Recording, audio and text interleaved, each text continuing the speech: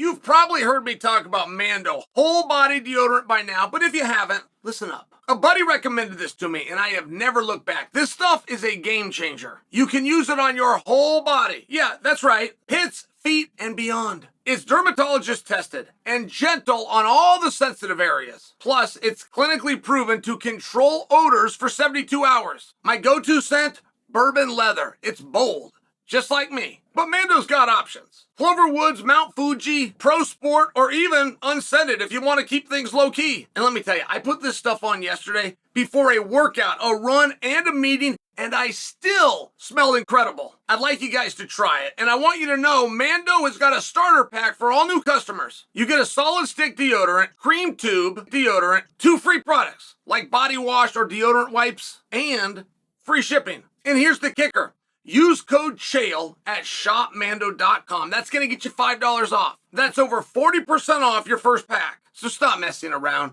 Upgrade to Mando. Go to shopmando.com. Use the code Chael or just click on the link below.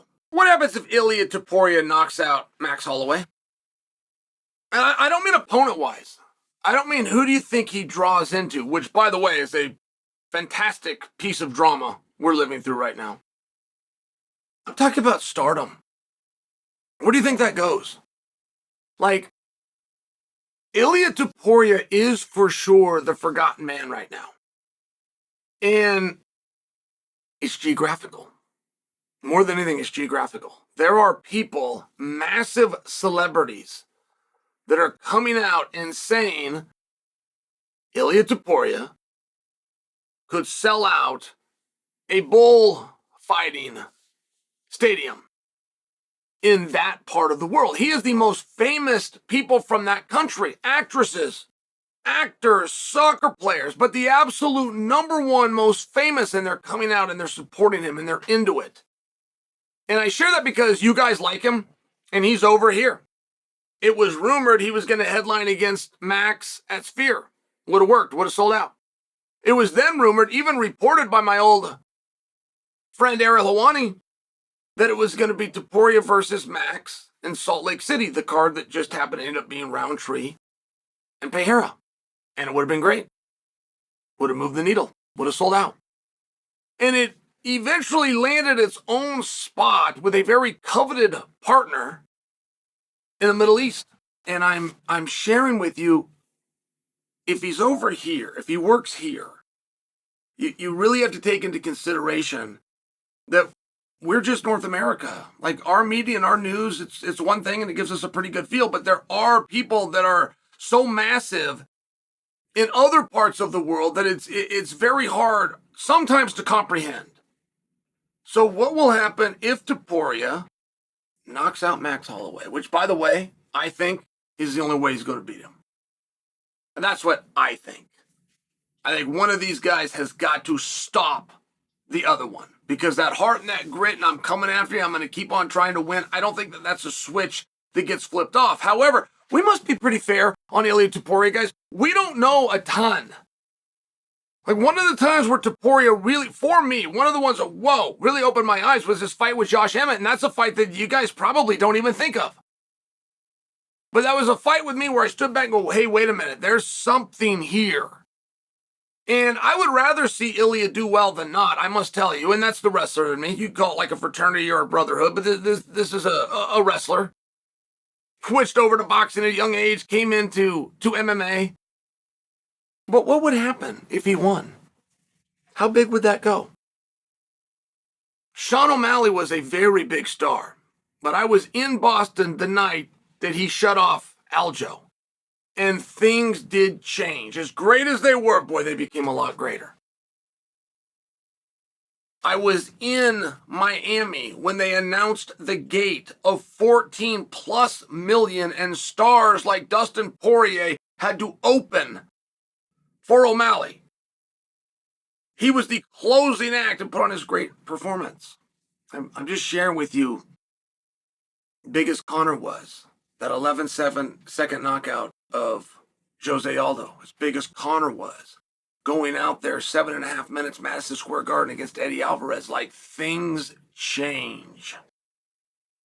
And I'm not just asking if he beats Max. I'm asking you what will happen to Ilia Topuria if he knocks out Max.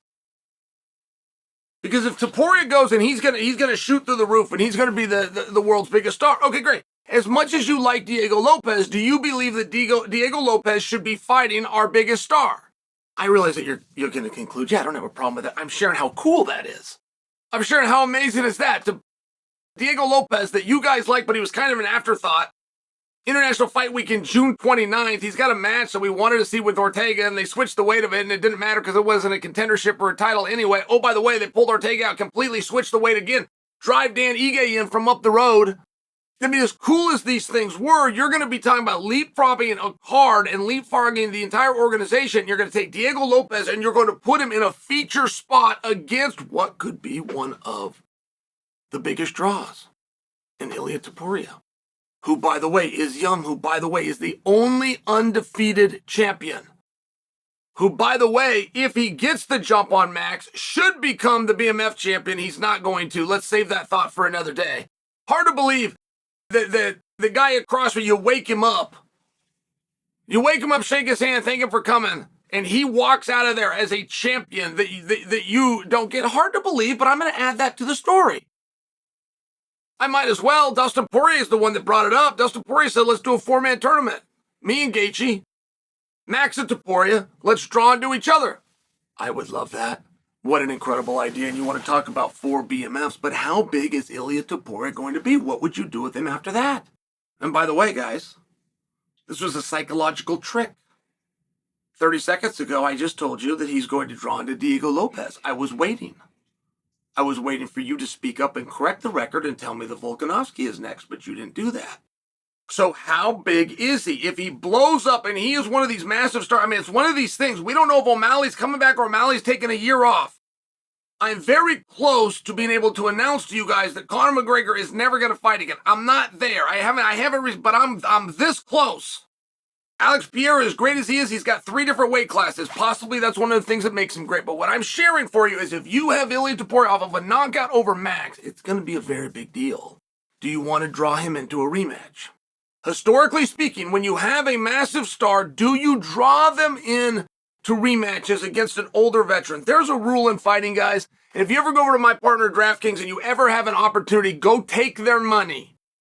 If a younger fighter beats an older fighter and they rematch, the younger fighter will beat him again, only faster. That is a rule. I'm speaking slowly so you can find an example where that didn't come through, but you won't find one that includes in boxing. It's a rule, and I might not like it.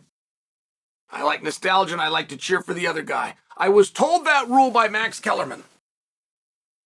We were leading into Anderson Silva versus Chris Weidman Part 2. And Max Kellerman told me, if a younger fighter ever beats an older fighter and they rematch, he'll beat him again, only faster. I told that to Karen Bryant. Karen Bryant said that on the air and credited me, who then had to credit Max, but I'm just sharing with you guys, that was 12 years ago. I still don't have an example around it. I don't have one example that I've ever found.